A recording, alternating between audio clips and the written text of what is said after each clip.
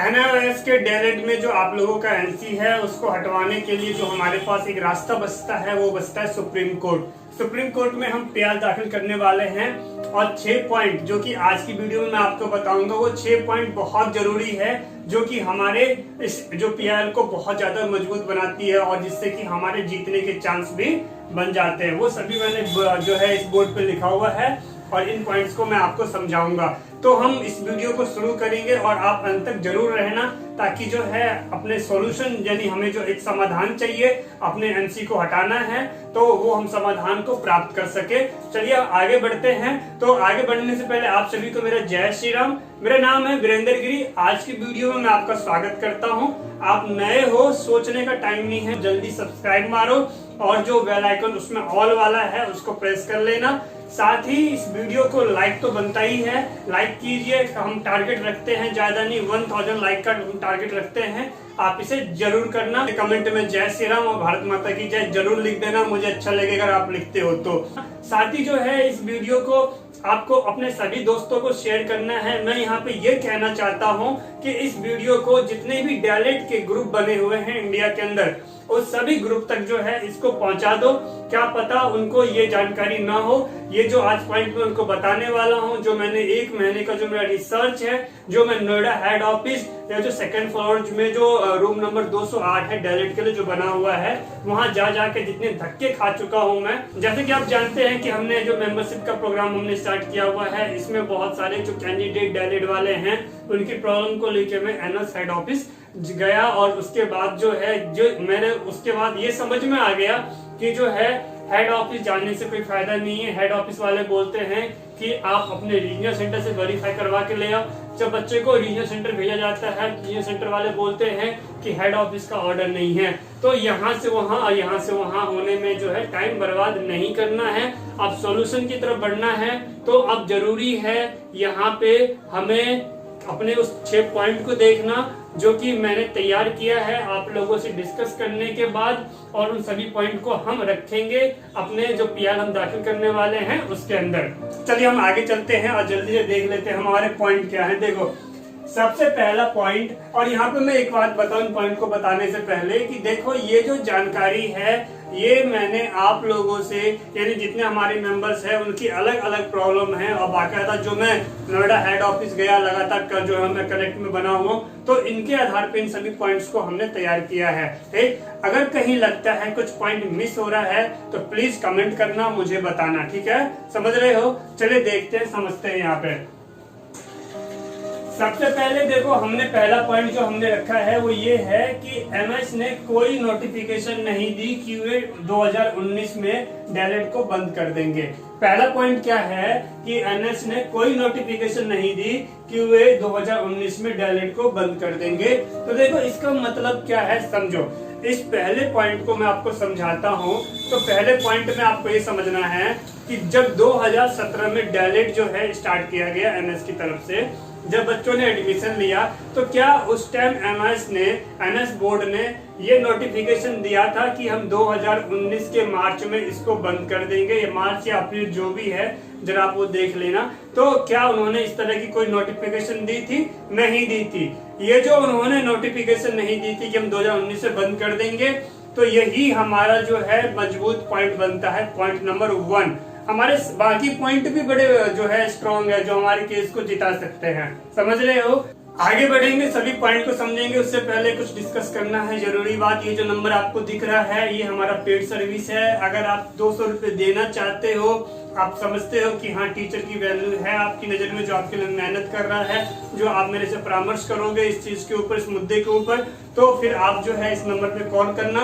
Call करते पहले बोलना कि सर मेरे को मेंबरशिप ज्वाइन करना है और आप 200 पे कर देना, गूगल पे, फोन पे, पेटीएम जो भी चलाते हो उससे।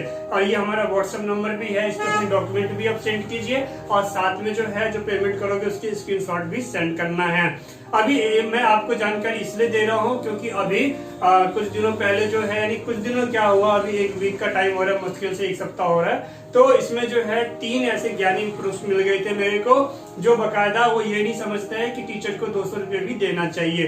तो वो ऐसे जो ज्ञानी हैं, इतने ज्यादा ज्ञानी हैं, तो ऐसे ज्ञानियों को मैं दूर से ही राम राम करता हूँ। ऐसे ज्ञानी लोग प्लीज सबसे पहले तो हमारे चैनल को अनसब्सक्राइब कर दो और यहाँ से आप साइड हो जाओ, ठीक है।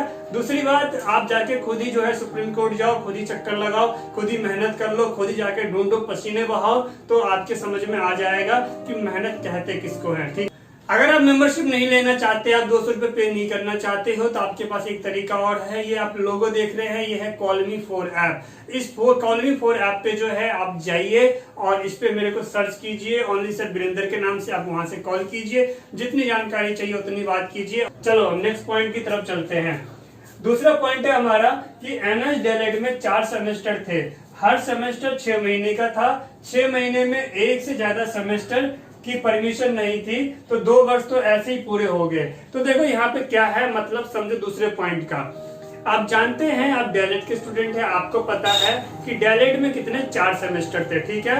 एक सेमेस्टर कितने का था, 6 महीना, यानी एक सेमेस्टर को आपको कंप्लीट करना था 6 महीने में। तो इस तरीके से जो 4 सेमेस्टर हुए, तो उसमें आपके पूरे कितने हो गए, पूरे हो गए आपके 2 साल। तो अब यहाँ पे बात आ जाती है, क्या एनएस ने ऐसा बोला था, ऐसा परमिशन दिया था किसी को कि आप चाहो तो एक सेमेस्टर यानी 6 महीने में ही आप 2 सेमेस्टर कर लेना, या 1 साल के बाद आप 3 सेमेस्टर कर लेना? ऐसा कुछ नहीं था। तो इस कंडीशन में क्या था कि पिछला जो आपका छूट गया है उसको आप इस सेमेस्टर में ऐड करते जाओ, जबकि ऐसा नहीं था कि अगर आप 1 साल के अंदर हो तो 1 साल में आपको 2 सेमेस्टर करना था। ऐसा नहीं था कि 1 साल में आप चाहो 3 सेमेस्टर भी कर सकते हो। तो इस तरह की कंडीशन तो थी नहीं, तो 2 साल तो ऐसे ही पूरे हो जाते हैं। और जब 2 साल पूरा हुआ और उसके बाद आप बंद कर देते हो, तो फिर बाकी बच्चों को क्या होगा? ये हमारा स्ट्रॉन्ग पॉइंट है या नहीं? कमेंट में जरूर बताना, ठीक है, क्योंकि 6 के 6 स्ट्रॉन्ग पॉइंट है। चलो आगे चलते हैं। अब बढ़ते हैं हम अपने तीसरे पॉइंट की तरफ। तीसरा पॉइंट है, जिन बच्चों ने 2017 से 2019 में इनरोल्ड है। बातों को समझना, जो बच्चे 2017 से 2019 तक क्या है, इनरोल्ड हैं, तो अब क्या होगा समझो। तो जो इनरोल है उसमें क्या समझते हैं, देखो। तो अब उनका क्या होगा, यहाँ बात पुराने छात्रों की है, यहाँ बात पुराने छात्रों की है, तो इसका क्या मतलब है समझिए। तो देखो यहाँ पे मैं ये कहना चाह रहा हूँ, जो हमने अपने तीसरे पॉइंट में हमने अपनी ये बात रखी हुई है कि आपने बंद कर दिया, आप नए एडमिशन नहीं ले रहे हैं डीएलएड में, नो प्रॉब्लम, आप मत लो, ठीक है। लेकिन जिनका एडमिशन हो चुका है, जो इनरोल हो चुके हैं 17 से 19 के बीच में जो हैं, उनका तो आपको क्लियर करना होगा। एनएस बोर्ड आपको उनके लिए तो सोचना पड़ेगा, क्योंकि उन्होंने अपना टाइम दिया है।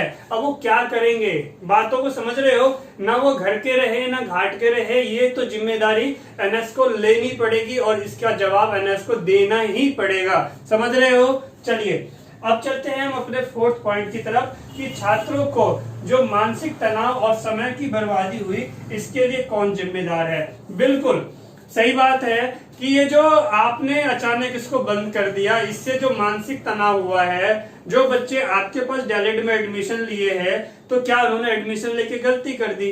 कहीं और भी किसी और बोर्ड में भी ले सकते थे, उन्होंने आपके पास लिया है।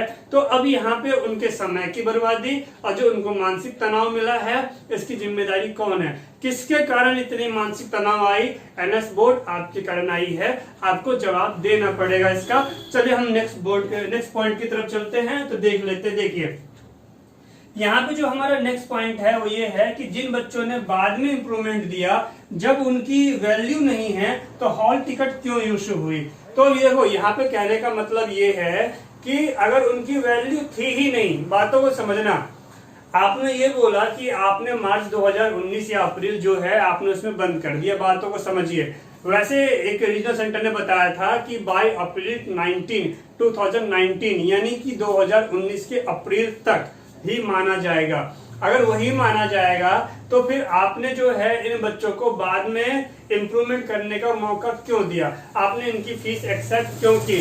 क्योंकि देखो यहाँ जो सब्जेक्ट है इनको ये आपको देखना चाहिए था। अगर ये पॉइंट जो है हमारा, जो बाद में बच्चों को इम्प्रूवमेंट करने का मौका दिया गया है, तो इन बातों को समझना चाहिए क्यों इनको मौका दिया गया था? एनएस की तरफ से मना कर देते कि आपका एडमिशन नहीं होगा, इस तरीके से आपके हॉल टिकट नहीं आएंगे, आपके एग्जाम नहीं होंगे, ऐसा होना चाहिए था। ठीक है, नहीं हुआ, बच्चों ने प्रॉपर अपने एग्जाम दिए हैं। क्योंकि देखो, जो उन्होंने एग्जाम दिए हैं तो एग्जाम किस बेस पे दिया था? एग्जाम तो उसी रोल नंबर पे दिया था ना जो डैलेट वाला था। अगर मैं गलत हूँ, अगर मेरी नॉलेज कम हो रही है तो प्लीज कमेंट करना, नहीं अगर मैं सही हूँ तो फिर साथ बोलो। ठीक है, चलिए आगे चलते हैं। और यहीं पे हमें एक बात और समझना है कि कुछ बच्चे ऐसे भी हैं जिन्होंने अपना इम्प्रूवमेंट किसी और बोर्ड से भी कर लिया, तो अब आपको उसको भी मान्यता देनी चाहिए। यानी कहने का मतलब है कि जो बच्चे इनरोल हो चुके हैं आप उसे ऐसे ही नहीं लटका सकते हैं। चलिए हम नेक्स्ट पॉइंट की तरफ चलते हैं। इसके बाद है जो डिसेबिलिटीज। जो डिसेबिलिटीज वाला हमने पॉइंट रखा हुआ है, क्योंकि हमारे पास कुछ कैंडिडेट ऐसे भी हैं जो डिसेबिलिटीज है, उन्होंने अपने सर्टिफिकेट तक लगाए हैं अपने डिसेबिलिटीज के। तो अब जैसे उनका मैं लेके गया था, यहाँ मैं किसी का नाम नहीं बताऊंगा क्योंकि नाम बताना एक प्राइवेसी जो है उसको हम मेंटेन करते हैं, हम इसलिए प्राइवेसी की वजह से किसी का नाम नहीं लेंगे, समझिए। लेकिन पॉइंट समझना है, अब ऐसे कैंडिडेट जो डिसेबिलिटीज में आते हैं तो किसी तरीके, और साथ में उनके पास डॉक्यूमेंट भी है, तो उनके ऊपर जरूर एनआईएस को सोचना चाहिए कि इनके साथ कम से कम न्याय करो। न्याय तो सबके साथ होना चाहिए, मैं ये नहीं कह रहा, मैं ये कह रहा हूं कि हमारे जो पॉइंट है 6 पॉइंट, ये सभी पॉइंट मैंने आपके सामने रख दिया। अब इन सभी पॉइंट्स को आप देखिए, समझिए और मुझे कमेंट करके बताइए, क्या आप मानते हो कि ये जो पॉइंट है ये पॉइंट मजबूत पॉइंट है, ये स्ट्रॉन्ग पॉइंट है, ये हमारे केस को स्ट्रॉन्ग बनाएगा? अगर आप मानते हो ये केस को स्ट्रॉन्ग बनाएगा तो फिर सोचने की क्या जरूरत है, आप जुड़िए हमारे साथ। और एक बात और, अगर, क्योंकि हमें जुड़ना क्या है, हमें जुड़ना है इसलिए ताकि आपके डॉक्यूमेंट जो आप मुझे व्हाट्सएप करोगे उसको लेके मैं सुप्रीम कोर्ट पहुंचाऊं, और इसमें हम जो वकील रखने वाले हैं, हमारे एडवोकेट कौन होंगे?